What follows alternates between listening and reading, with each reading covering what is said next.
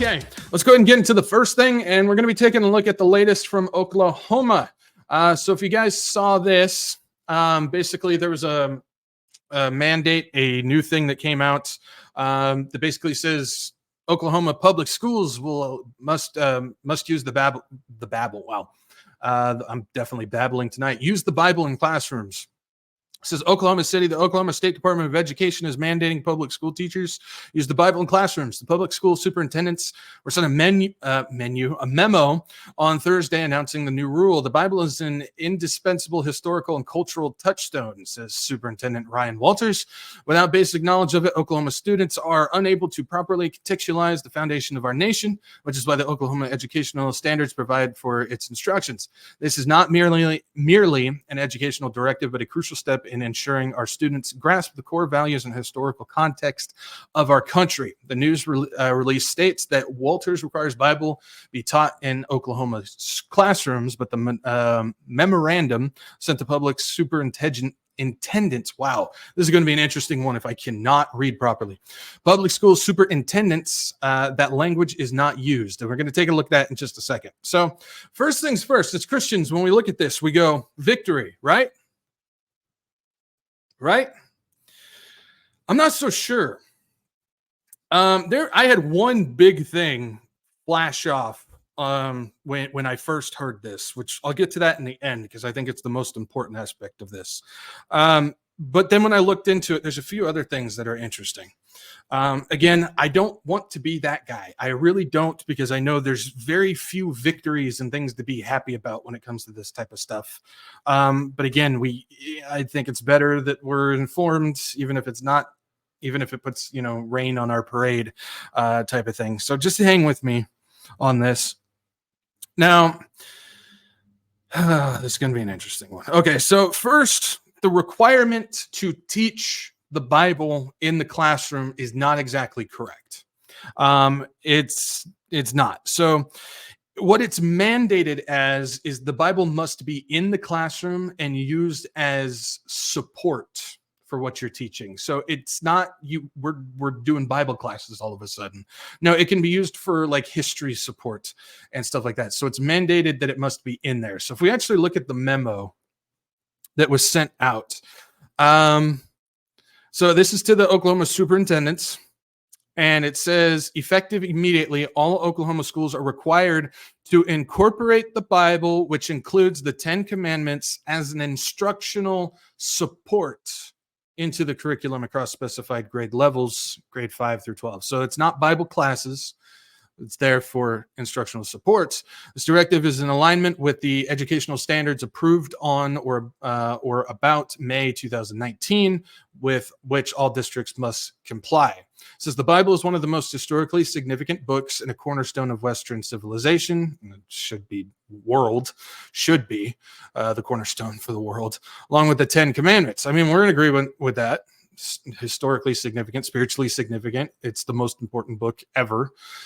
They will be referenced as an appropriate study of history, civilization, ethics, comparative religion. We're going to get into that just a second, or the like, as well as their substantial influence on our nation's founders and the foundational principles of our Constitution. This is not merely an educational directive, but a crucial step in ensuring our students grasp and core values and historical context of our country. Additionally, the State Department of Education may supply teaching materials for the Bible as permissible to ensure uniformity in delivery. Okay. And it says further instructions for monitoring and reporting on this implementation for the 24-25 school year forthcoming. Okay, so not Bible classes, but the Bible must be incorporated as educational information. Like it's a foundational thing to use as a reference tool type of thing like that. So it's not going to be Bible classes and stuff like that, which again, we'll get to in just a second. But this leaves open a very big window, comparative religion. And with this memo, along with something else that was just that's almost getting ready to pass in Oklahoma, this has opened up the door to something much more dangerous than I think people realize. It's also worth noting that Oklahoma already allows Bible and teaching the Bible within schools. So this was never banned. Now this is just becoming a mandate. And also coming with it is the injection of the Satanic Temple because of Governor Stitt and Walters and what they have been working on in order to get this done. So if we take a look, it says Governor Stitt signs bill that allows school credit for Satanic Temple classes because they've been trying to open the door for this stuff.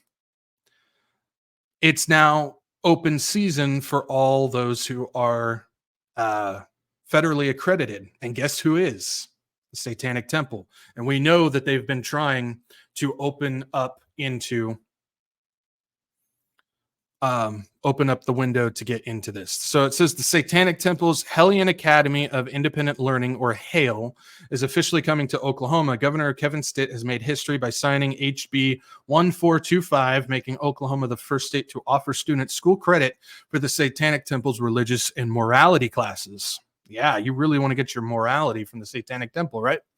HB 1425, championed by Governor Kevin Stitt and Superintendent Ryan Walters, mandates Oklahoma school boards to establish release time religious instruction programs, allowing students to attend off-campus religious education classes during the school day and receive elective credits. This means that students can now attend religious education classes during the school day and receive elective credits for their participation, including those offered by the Satanic Temple. This is a big one, and it's something that doesn't necessarily get taken into account when we see stuff like this. The news was, hey, they're putting the Bible in public school. What they are doing is opening the door for something dangerous. That's not all either. Let's take a look. Oklahoma Senate bill could lead to Satanic Temple ministers in public schools. With the Oklahoma House passage of Senate Bill 36, which permits the participation of uncertified chaplains in public schools, the Satanic Temple has announced its plan to have its ministers in public schools in the Sooner State. If the bill advances through the Senate, this legislation will take effect on November 1st, 2024. State Superintendent Ryan Walters, a vocal advocate for religious freedoms in schools, has endorsed this legislation. The House approved SB 36 by 54-37 vote on Wednesday. Satanic Temple, a federally recognized religious organization, has expressed its dedication to religious pluralism and community service. While we would prefer states to invest in professional counselors over unlicensed religious support of students, we are prepared to adapt to these legislative conditions, noted Rachel Chambliss, which is the Satanic Temple Executive Director of Operations. We are committed to offering compassionate guidance, guidance to students who come to us so that we can make changes in their lives by listening to their needs and providing support. Now, this bill, SB 36, passed the House. It still needs to pass the Senate for it to go into effect. So that is coming up. I believe when I looked at it yesterday, the Senate has read it, but they have not voted on it yet. So through all this, they're opening the door for all of this stuff to get into the schools. Now, here's the thing. For all the constitutionalists out there that say that we need to stand by it, part of it has to do with freedom of religion, and that's all religions. As much as people don't like it, the Bill of Rights and the Constitution protects other religions other than Christianity. So when you put forth stuff like this, you can't start locking out certain things, as much as people don't like to hear that. Just like the freedom of speech and stuff like that. Well, we don't agree with it. It's not biblical. It's ungodly and incorrect. But people who vocalize like anti-Semitic stuff or even racist remarks and stuff like that, as long as it's not actually doing any physical harm or to people or property, is protected by the Constitution. Now, are they stupid for doing that? Yes. But it's just ultimately what it's founded on. So if you want freedom, this is part of freedom, which is why I'm not in agreement with what is going on with Oklahoma right now, because they're opening the door to some very dangerous stuff. And there's also another aspect to this, which I don't know if people have thought about, but here's my main issue. Even with all that going on, here's my main issue. And this is a question for you guys. Feel free to answer this. Do you really want unsaved, unbelieving public school teachers teaching the Bible to kids?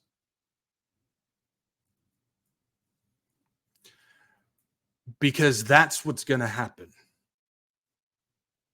That's what's going to happen with this. And this is why I am not for this.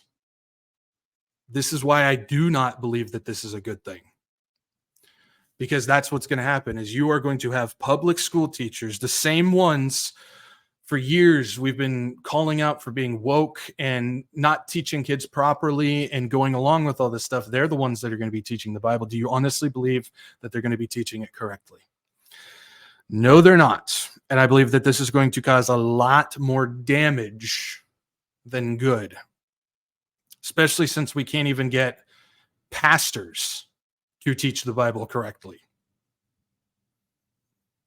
Are we really going to count on the public school system? So I again, when you first hear the news, because I saw it when it first came out, I saw a lot of people, they were jumping for joy. They were ecstatic. When you first hear it, hey, the Bible. And then when you start thinking about it, you go, ooh, maybe that's not a good idea. So I just wanted to throw that out there, let you guys know what's going on with that. It's opening the door for something more dangerous, and I don't believe that we need public school teachers teaching Bible to kids. That's just not going to be good. So I just wanted to throw that out there. Again, I don't like being that guy. I get attacked all the time. You know, why are you so down about stuff? Why don't you do anything positive? It's like, I'm just trying to make sure that we're looking at it all the way around. That's my biggest thing.